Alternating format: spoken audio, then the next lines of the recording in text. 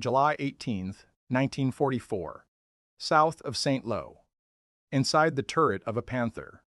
The loader's hands were black with cordite dust and sweat. He slid the 75mm round forward until the brass casing kissed the breech face. The gunner, hunched low over his sight, adjusted 2 degrees left. The American Sherman in the hedgerow shimmered in the afternoon heat. Feuer. The trigger broke. But the recoil never came. Instead, there was a blunt concussion short, savage, wrong. The sound did not carry outward across the field. It stayed inside. The gun did not discharge so much as cough violently in its own throat. A flash burst backward through the breech seam. Pressure tore at steel not designed open that way. The turret filled with smoke that tasted bitter and metallic. The loader collapsed against the ammunition rack. The commander shouted but could not hear himself. The Panther's long, lethal barrel pride of German armored engineering had ruptured 3 inches forward of the chamber. The enemy had not fired. The gun had destroyed itself. In the weeks that followed, similar reports accumulated. Not many. Not enough to suggest catastrophe, but enough to disturb ordnance officers. Barrel bursts. Premature detonations. Abnormal pressure signatures. Shells that left the muzzle sluggishly. Others that detonated in the bore. At first, maintenance was blamed. Normandy's dust and rapid fire were wearing down rifling. Crews were pushing guns beyond recommended round counts. But some of these Panthers were newly issued. Some barrels had fired fewer than 200 rounds. Something was wrong, and it was inside the shell. To understand the failure, one must step back from the battlefield and look at the anatomy of a tank round.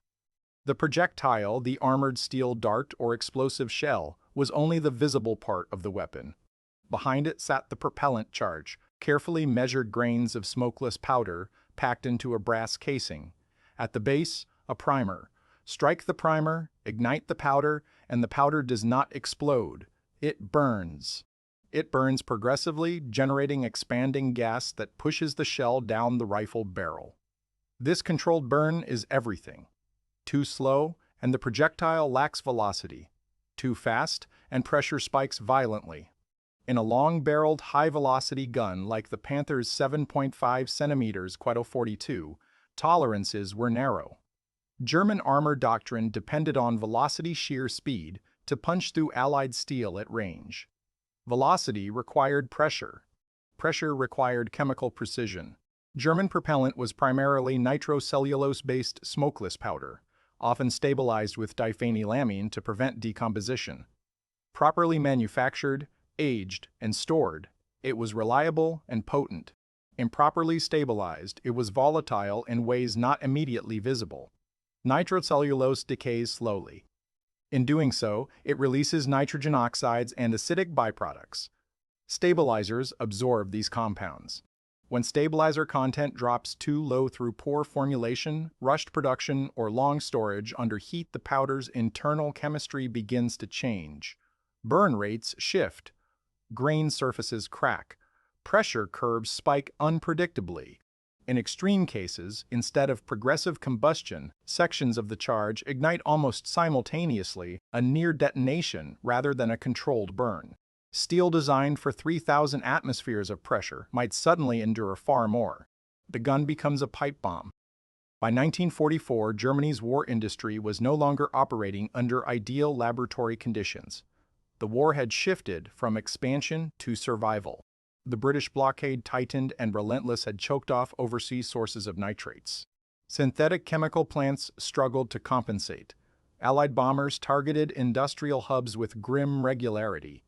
The great chemical complexes at Leuna and elsewhere were struck repeatedly, forcing production underground, dispersing factories into forests and tunnels. Dispersion preserved output, but fractured quality control. Propellant manufacturing is as much art as chemistry. It requires careful nitration, washing, drying, blending, and aging. Aging is critical. Freshly produced powder must rest under controlled conditions so internal stresses stabilize and volatile residues dissipate. Germany no longer had the luxury of time. Ammunition expenditure on the Eastern Front alone was staggering. After D-Day, the Western Front demanded even more. Every Panther and Tiger required a steady flow of high-velocity rounds. The guns were superb, the appetite was insatiable, so production accelerated. Stabilizer content was trimmed to conserve scarce materials. Aging time shortened. Substitute chemicals were introduced where imports had vanished. The British had not slipped explosives into German shells. They had done something quieter. They had attacked the supply chain. Long before Normandy, Britain understood that the war would not be won solely in open battle. From 1940 onward, economic warfare became a discipline as vital as naval gunnery. Intelligence services mapped German industrial dependencies with forensic patience. Which precursors were imported through neutral states? Which chemicals depended on Swedish or Swiss intermediaries? Where did stabilizer compounds originate? Trade routes through Spain, Turkey, and the Balkans were scrutinized. Financial pressure was applied, shipping was intercepted, insurance networks were manipulated. Certain chemicals became harder to obtain. Not impossible, but scarce enough to strain consistency. Simultaneously, the strategic bombing campaign targeted not just finished weapons, but the chemical heart of German industry. Plants producing synthetic nitrates, acids, and stabilizers were repeatedly damaged. Repairs were rushed. Equipment was cannibalized. Skilled chemists were drafted or killed. The effect was cumulative.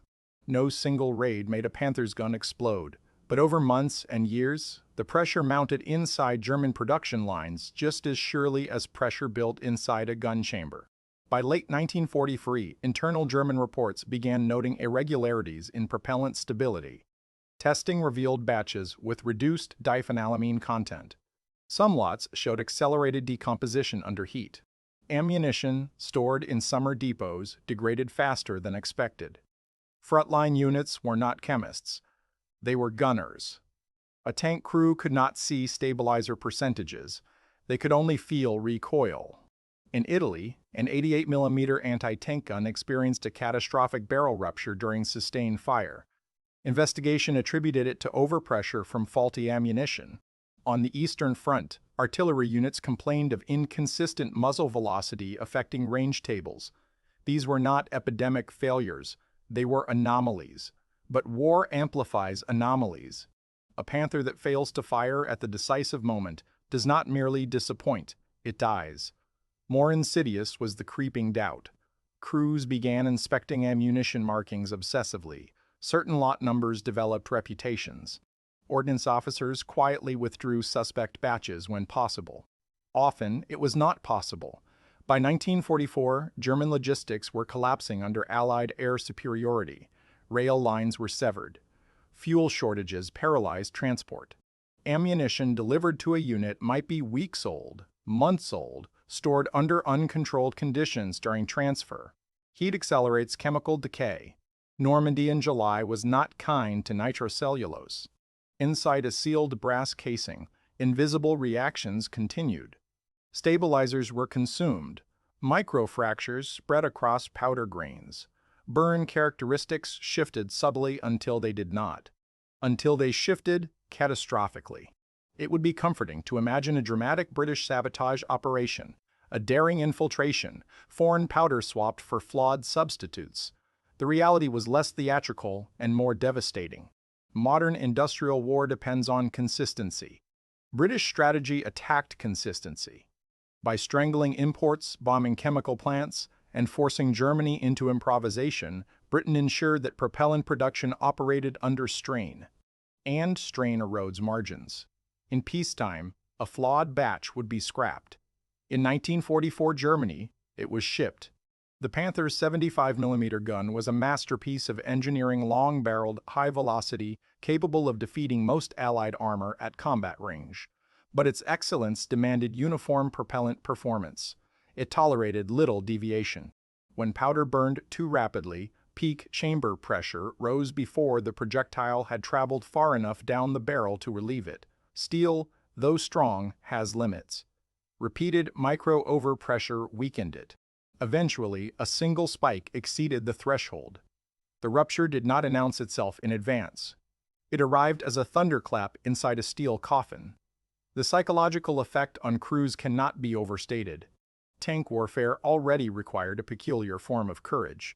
5 men sealed inside armor, dependent on machinery, trusting metallurgy and ballistics more than eyesight. When the enemy fired, at least the danger came from without. Though when a gun betrays its crew, the geometry of fear changes. After-action accounts describe gunners hesitating fractionally before firing rapid sequences, commanders questioning ammunition batches, loaders inspecting casings for discoloration or unusual odor, subtle behaviors, almost superstitious. In elite formations, confidence in equipment had been a point of pride. German armored doctrine rested on technical superiority. The long gun, the thick armor, the precision optics, these were not merely tools but symbols. If the gun itself became suspect, the symbol cracked. Allied intelligence rarely saw this dimension directly. They measured destroyed tanks, not shaken morale. But internal German memoranda reveal anxiety about ammunition reliability, especially as 1944 wore on. Every misfire required investigation. Every barrel burst removed a vehicle from combat even if the hull remained intact. Replacement barrels were scarce. Workshops were overburdened. Attrition was no longer just inflicted by enemy fire. It was emerging from within. And yet we must resist myth-making. Germany's late-war ammunition instability was not solely the product of British economic warfare. It was also the natural consequence of strategic overextension, relentless bombing, and the desperate acceleration of production. Industrial entropy set in. Skilled labor was replaced by conscripts and forced workers. Quality control weakened. But British strategy ensured that entropy arrived sooner and cut deeper. War at scale is not decided by singular moments of brilliance. It is decided by cumulative pressure applied patiently, intelligently, across systems. The British powder was not a secret ingredient hidden in German shells. It was the invisible hand tightening around German chemistry. Return to the Panther near Saint-Lô. Smoke drifts from the ruptured barrel. The commander, ears ringing, forces the hatch open. Outside, American artillery thuds in the distance. The battle continues indifferent. The loader is carried clear, burned but alive. The gunner stares at the split steel tube that had been his instrument of dominance. A weapon designed to project violence outward has imploded on itself. Months earlier, in a British office far from Normandy, analysts reviewed trade flows of stabilizer compounds. In the skies above Germany, bomber crews charted chemical plants on their maps. In laboratories, chemists refined production methods under constraint. None of them saw this specific Panther. None heard the muffled detonation. But their war intersected here in a chamber of steel and brass where molecules misbehaved. The shell had promised controlled force.